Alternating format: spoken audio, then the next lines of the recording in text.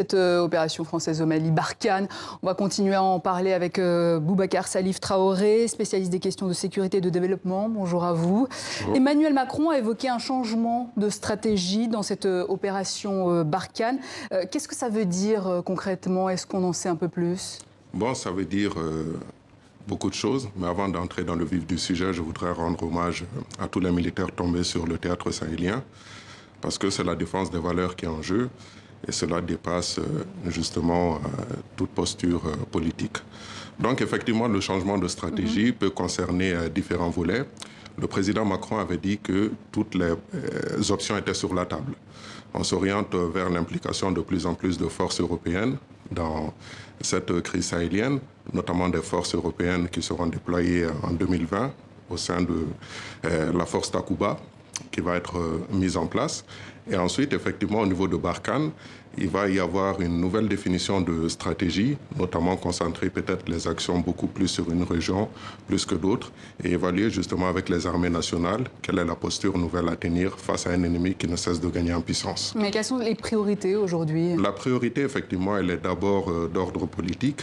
Il faut apaiser la situation politique dans ces différents États, faire en sorte effectivement que la confiance revienne au sein de la population, parce que la population est au cœur justement de ce dispositif. Et ensuite, effectivement, il faut que la stratégie militaire puisse donner en tout cas l'assurance aux populations qu'elles sont protégées, notamment à travers les armées nationales. Et il faut le rappeler, Barkhane ne peut pas tout faire et ne doit pas tout faire justement, parce que dans la tête des populations locales, c'est Barkhane qui doit s'occuper de l'ensemble du théâtre et peut-être de jouer même le rôle qui sera un rôle dévolu aux armées nationales. Donc il faut bien répartir les rôles à ce que chaque acteur soit bien placé dans un contexte précis afin que justement la confiance revienne au sein de cette population. Vous parlez de la confiance de la population. Justement, il y a ce sentiment anti-français qui s'est développé au Mali. Comment vous l'expliquez? Bon, il faut relativiser un peu les choses parce que ce sentiment anti-français voilà, existait depuis un certain temps. Il y avait un sentiment latent qui existait depuis un certain moment.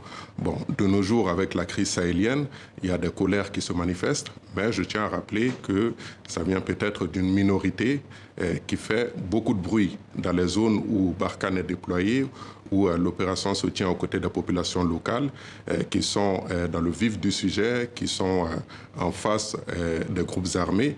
Ces populations-là savent quel est le rôle de Barkhane et ce discours-là ne vient pas de ces populations.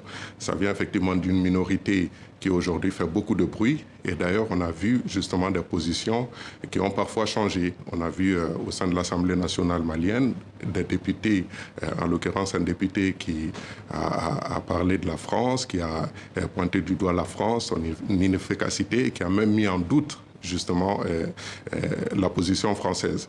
Et ensuite, ce même député s'est plaint de ne pas obtenir de visa pour venir en France. Donc, effectivement, ça vient d'une minorité. Il faut vraiment relativiser. Et ceux qui réclament l'arrivée de soldats russes, ça aussi, c'est une minorité à la place des soldats français? Bon, effectivement, moi, je dis tout ça est lié au fait qu'il y a une absence totale d'informations sur la situation globale. Le Mali a signé beaucoup d'accords. Il y a eu l'accord de défense qui a été signé. Les populations ne sont pas au courant de ce qu'il y a à l'intérieur. Il y a eu l'accord de paix qui a été signé. En fait, il faut rendre inclusif l'ensemble des textes qui sont signés. La colère est manifestée à partir du sentiment qu'il y a un manque de transparence. Il faut que la population ait les informations, qu'on puisse avoir cette posture pédagogique envers la population pour leur expliquer le pourquoi du comment.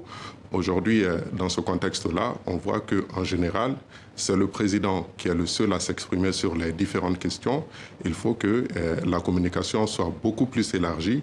De la part des autorités? De la part des autorités, et que la population ait accès justement à ces informations-là. Et on n'oublie pas non plus que des soldats maliens sont régulièrement cibles d'attaques djihadistes. 24 soldats sont morts lors d'une embuscade il y a quelques jours. Des soldats maliens qui ont dû recevoir la formation de l'Union européenne, la mission EUTM, lancée en 2013. Le Mali qui a reçu 12,3 millions d'euros pour la formation de ces soldats. Mais malheureusement, sur le terrain, on a le sentiment qu'il y a très peu de résultats. Oui, absolument. La question de la formation, elle est centrale. Je pense que l'armée malienne doit très vite se concentrer sur le recrutement, la qualité du recrutement, mais aussi la formation. Justement, pour revenir à Barkhane, il faut rappeler que Barkhane a eu à mener pratiquement 500 actions de formation. Et à peu près 12 000 hommes ont été concernés par ces formations. Mais aujourd'hui, il faut revenir à des solutions locales. Il faut que ces experts locaux puissent être mis sur ces missions-là. Au sein de l'armée malienne, il y a beaucoup d'instructeurs locaux qui peuvent mener ce genre d'actions. Il faut revenir à ces experts-là parce que tout simplement, au sein de l'armée malienne et peut-être au sein des armées sahéliennes, il y a souvent la barrière de la langue.